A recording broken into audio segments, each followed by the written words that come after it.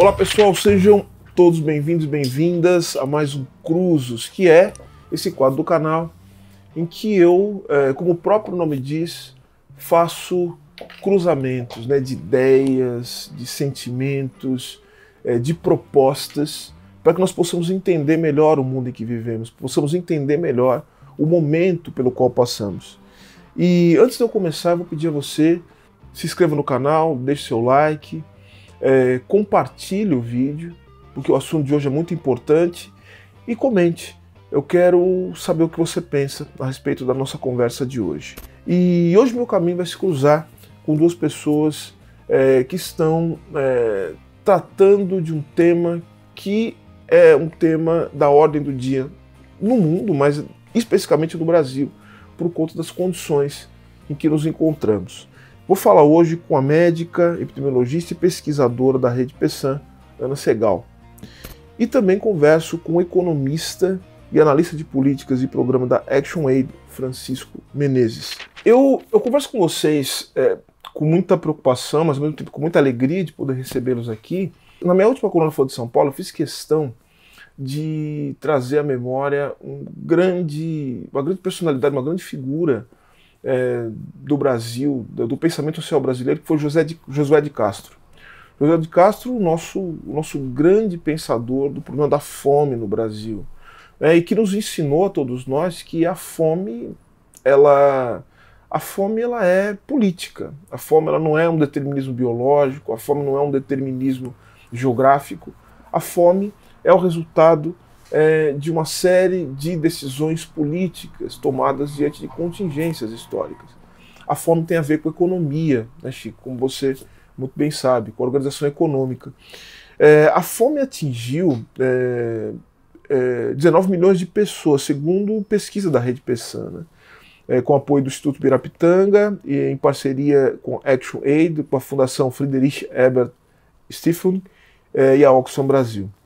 O estudo ele aponta que mais da metade dos lares brasileiros conviveu com algum grau de insegurança alimentar nos 3 meses anteriores ao período de coleta, que foi feito entre dezembro de 2020, né?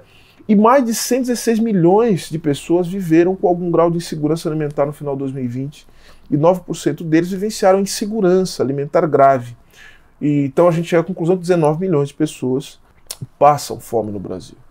Isso é o dobro do que foi registrado em 2009, por exemplo, e representa um regresso, né? Ou seja, um retrocesso, sendo mais preciso, comparado com a pesquisa realizada em 2004, quase um ano após o lançamento do programa Fome Zero. Então eu pergunto a vocês, primeiro, para as pessoas ficarem sabendo, quais são os critérios, né, para realizar uma pesquisa como essa e como distinguir fome de insegurança alimentar? Qual que é a diferença? Bom, primeiro, muito obrigado pelo convite, Silvio, de participar do seu canal. É um prazer sempre grande também estar com o Chico, que é nosso parceiro aí, né, de muitos anos, né, Chico? Na eclosão, né, da pandemia, a Rede Pessan resolveu sair a campo para tentar fazer uma investigação, porque aquilo que era uma tendência, né, que nós estamos vendo progressivamente, né, de piora das condições sociais e de acesso aos alimentos, a gente supunha que ia piorar muito com a pandemia, não por causa necessariamente ou suficientemente por causa do vírus, mas porque todas as medidas de combate à fome e todas as medidas de combate à pandemia eram absolutamente ou inexistentes ou ineficazes, e no caso da pandemia, pior ainda, né? Foi uma situação de completa irresponsabilidade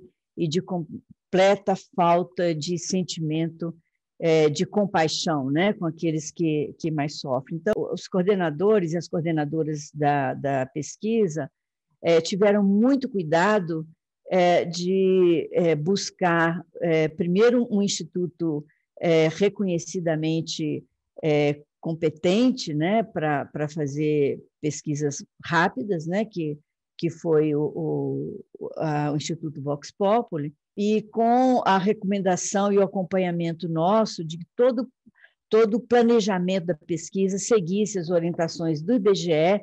Nessa pesquisa, nós utilizamos uma escala, que é a escala que mede a insegurança alimentar, né, nos domicílios, da mesma forma como o IBGE também usa desde 2004. Então, nós tínhamos parâmetros populacionais, né, de comparabilidade e também de instrumento de pesquisa. Com isso, nós tínhamos muita segurança que os resultados eram bastante confiáveis, né? A cada ano, de 2013 a 2018, foi um aumento de 8% por ano. E entre 2018 e 2020, ela aumentou 27,8% ao ano. Então, a segurança alimentar é o direito de todas as pessoas a ter acesso permanente, contínuo e adequado à alimentação saudável, né? A produção dos alimentos também deve ser de forma adequada para garantir a sustentabilidade ambiental também. A insegurança alimentar que nós medimos nessas pesquisas, que o IBGE mede, é a capacidade que as famílias têm de acessar alimentos de forma suficiente, né, e de qualidade adequada.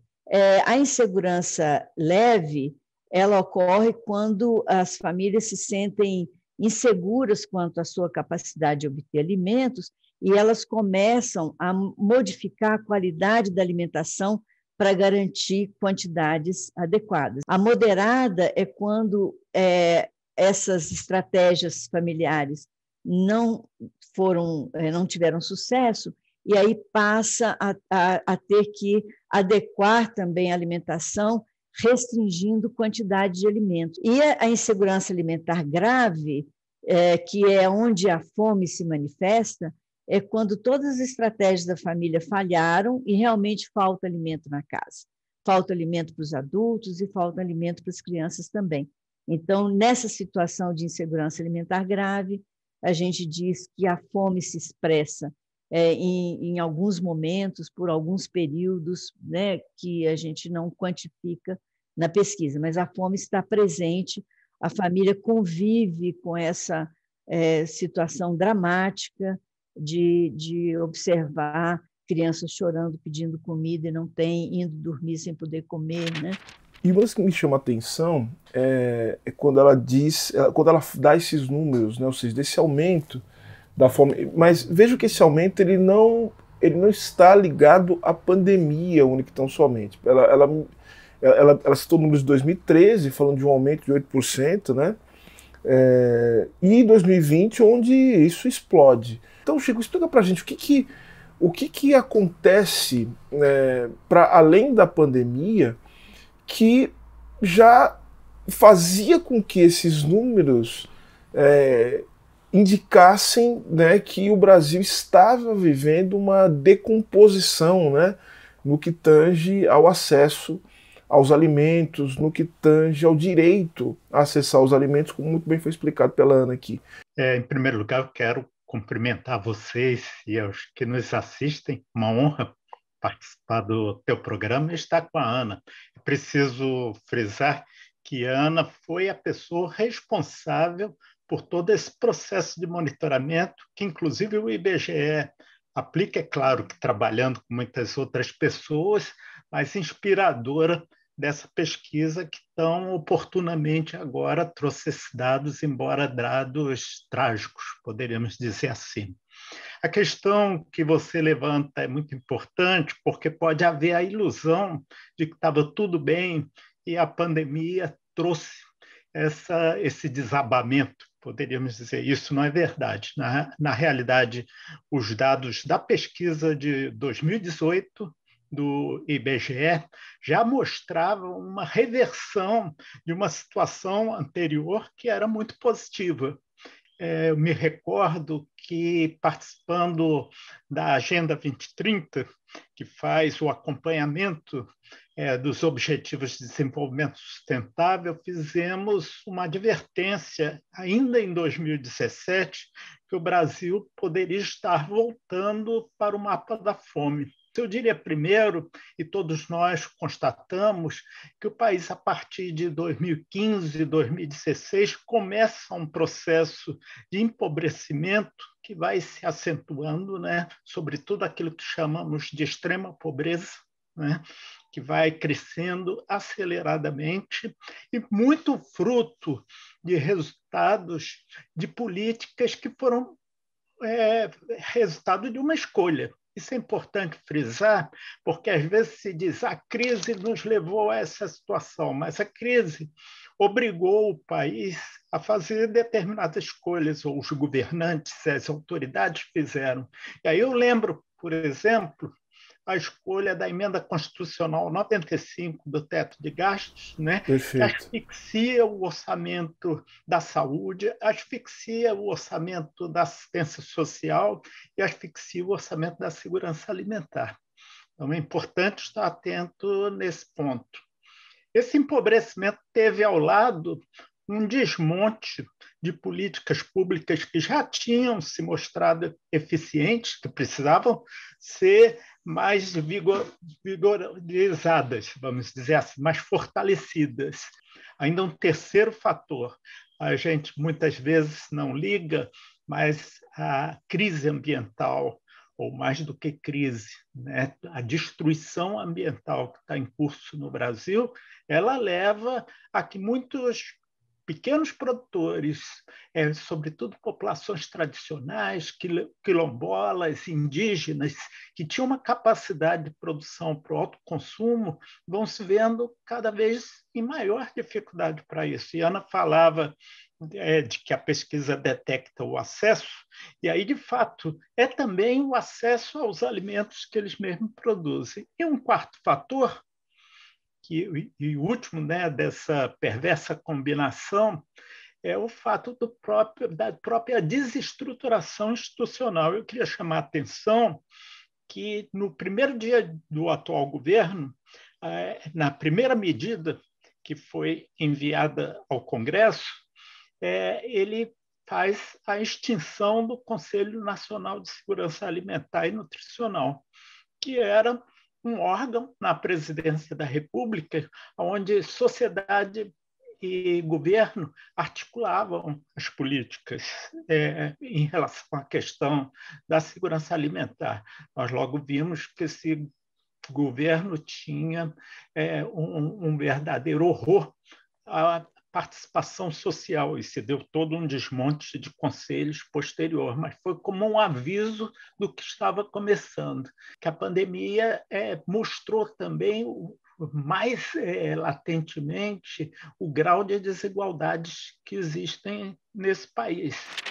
Então, Ana, segundo a pesquisa, né, pelos dados que tenho aqui, famílias que são chefiadas por mulheres e mulheres negras são as mais vulneráveis, são aquelas que estão mais expostas ao problema da insegurança alimentar, como você muito bem descreveu. Existe fome em 11,1% dos domicílios chefiados por mulheres e outros 15,9% enfrentam insegurança alimentar moderada. Pessoas pretas enfrentam insegurança alimentar grave. Eu queria ouvir de você a respeito desta materialidade do problema da fome, que inevitavelmente está relacionado ao problema de raça, de gênero no Brasil. Fala-se de desigualdade, né? Mas, na verdade, o que a gente tem é uma iniquidade, e ela não é uma iniquidade, no meu ver, apenas social e econômica, né? Mas é uma iniquidade histórica. O que esse dado na pesquisa mostra? Que quando você olha no mesmo extrato social ou no mesmo extrato de renda, se a pessoa se autodeclara negra, a situação dela é mais desfavorável do que se ela se autodeclara branca. Nós não analisamos, né, e é possível fazer isso, mas ainda não fizemos por falta de tempo e necessidade de lançar esses dados muito rapidamente, é que se você vai para uma periferia urbana, o que você vai encontrar na periferia urbana? Majoritariamente populações negras, né? População negra. Se você vai no domicílio onde a mulher é chefe, a maioria delas também é negra. Ela também tem informalidade no trabalho muito maior do que uma mulher branca. Ou seja, quando se analisa conjuntamente essas condições de fragilidade ou de vulnerabilidade nessas famílias, você vai encontrar resultados muito piores do que aquele que a gente publicou, né? Então eu costumo dizer, agora ouvindo vocês e aprendendo com vocês, que na verdade a fome, ela cria a raça. Olha só.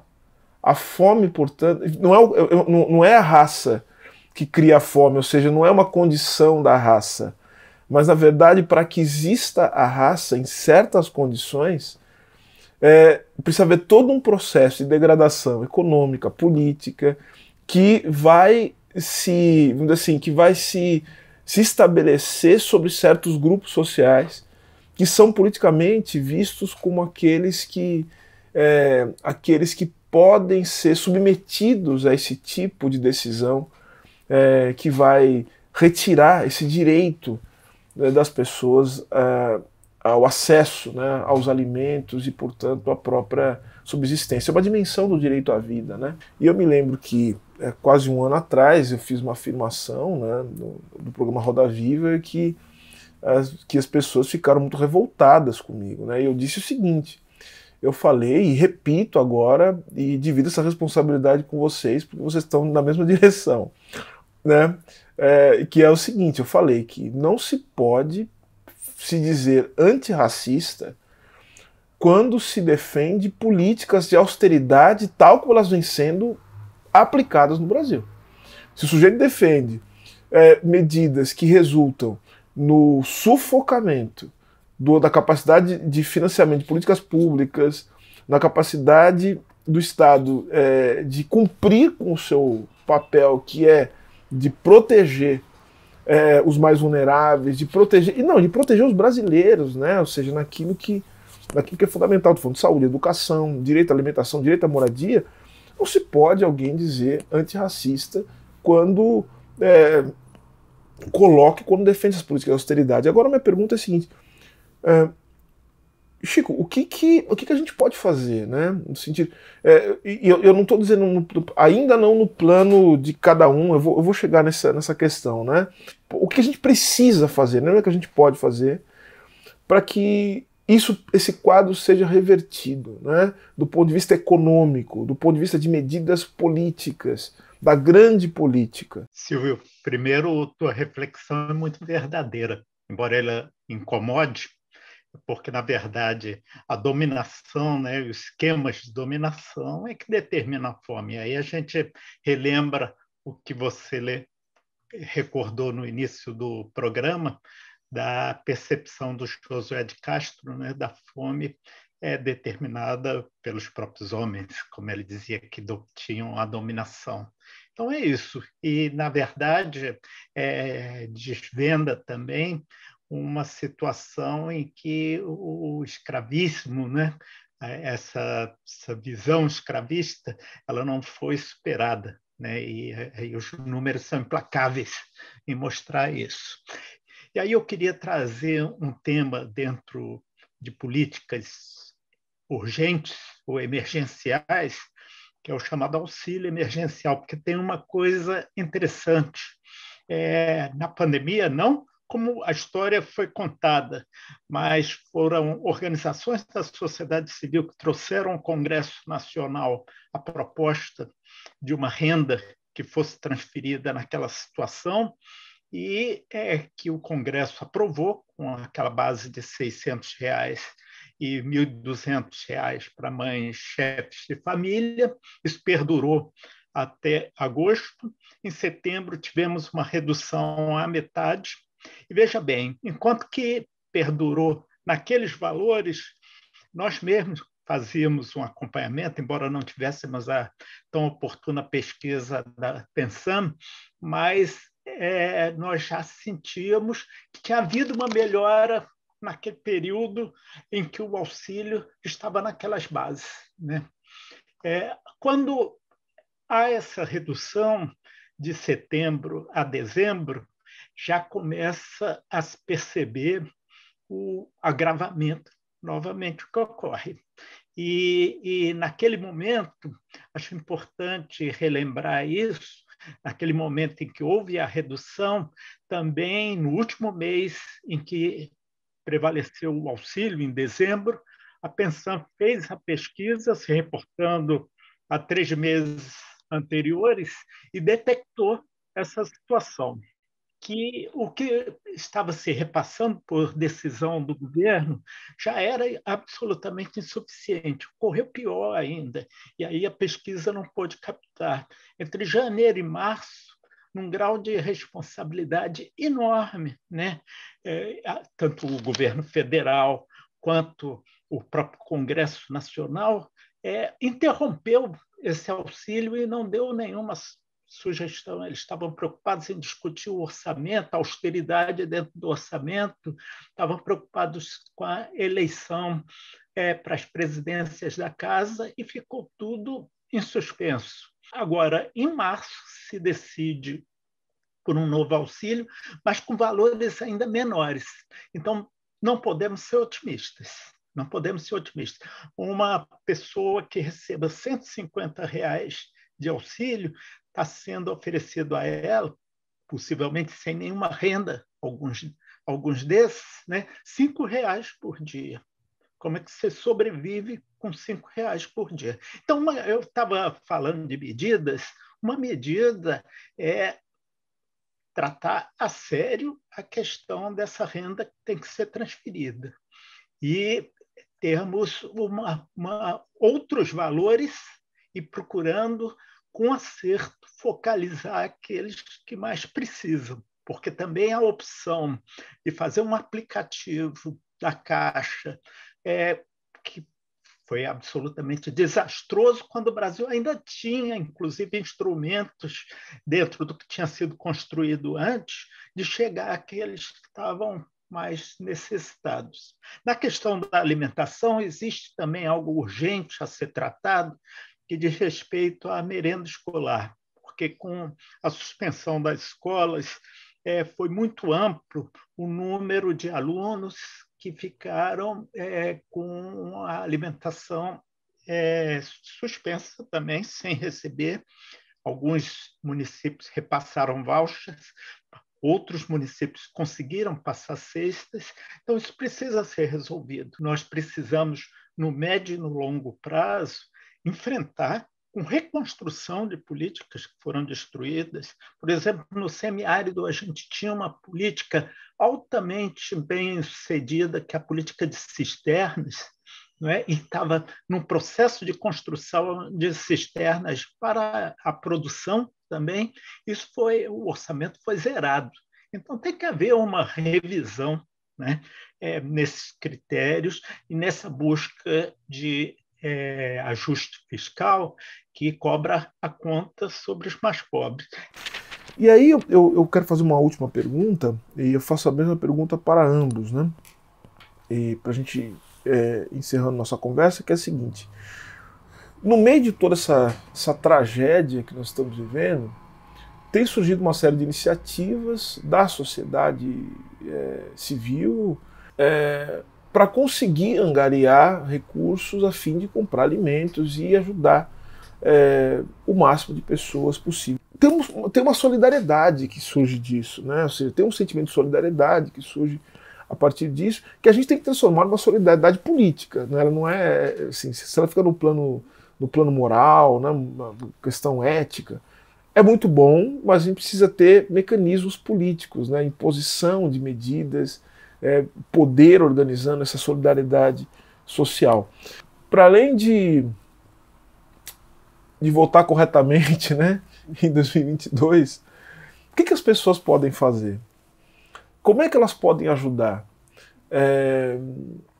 Essas iniciativas, elas são importantes, elas são válidas nesse momento, elas são inócuas? Para muitos, talvez para milhões de pessoas, seja esse o único recurso que elas estão podendo lançar mão, né? ter acesso.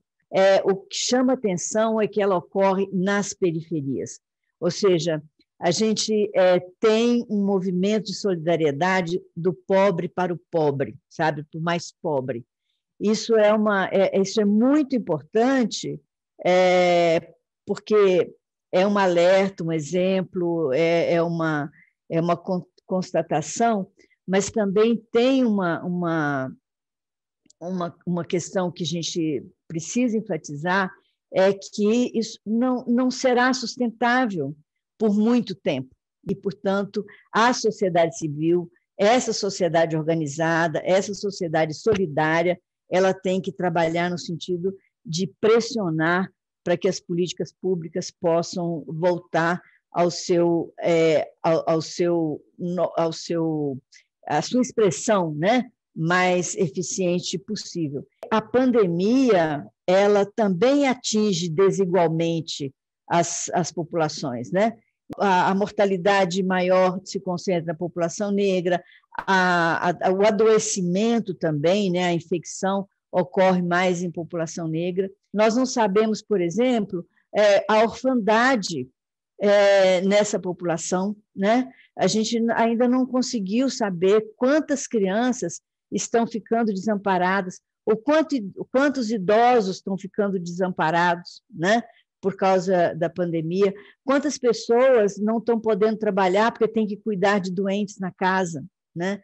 Então, existe uma situação muito complexa que, por todo esforço que a sociedade civil possa fazer, não consegue abarcar. Eu não quero, de forma alguma, diminuir a importância da sociedade civil, só que eu acho que a gente tem que chamar a sociedade civil para um movimento maior que ultrapasse essa situação agora de combate à fome. Eu estava me lembrando de todo um processo recente que nós tivemos agora, que tinha como frase mestre, assim, era vacina no braço, comida no prato.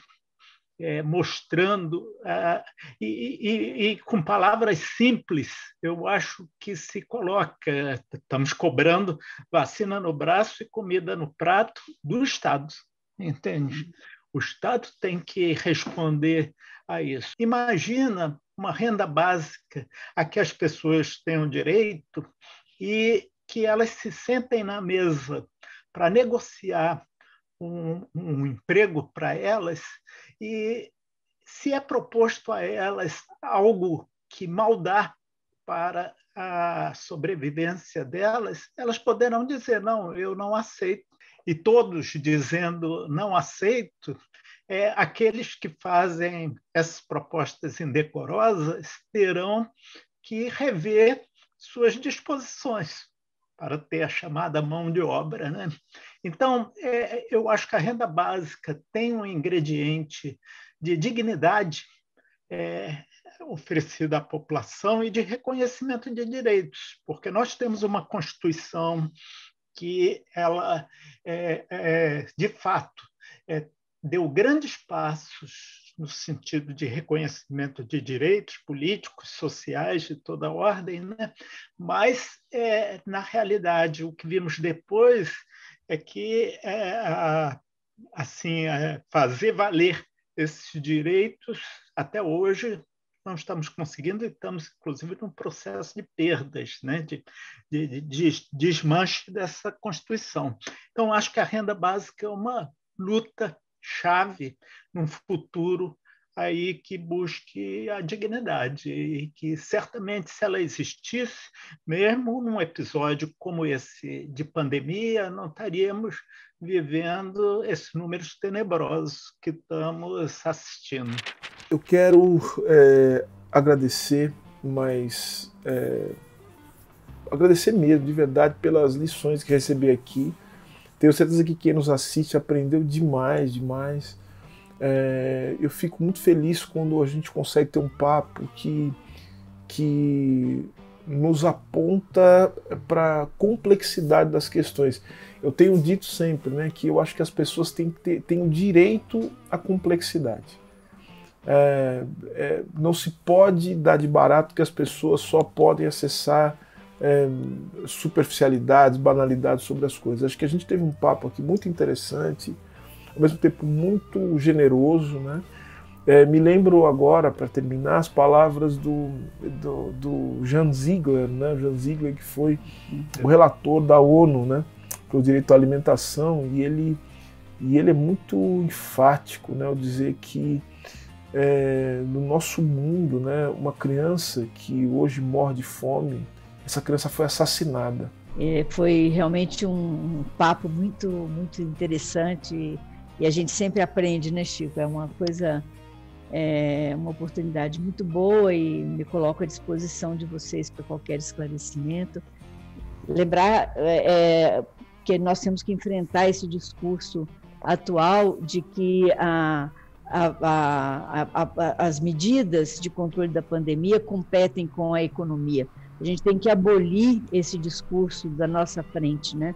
Quer dizer, não existe dicotomia nesse momento entre economia e saúde, entre economia e o controle da pandemia, e aí a questão da fome também como a consequência, né, imediata desse discurso falacioso. Quero primeiro agradecer a Ana, que a Ana sempre a gente está aprendendo com ela, e mais do que aprendendo, ela traz reflexões, sentimentos, né? E depois eu tomo para mim e digo que é meu. Que bom. Com muita alegria que esse papo foi feito, apesar da dureza do assunto, apesar dos problemas, né, que nós enfrentamos hoje.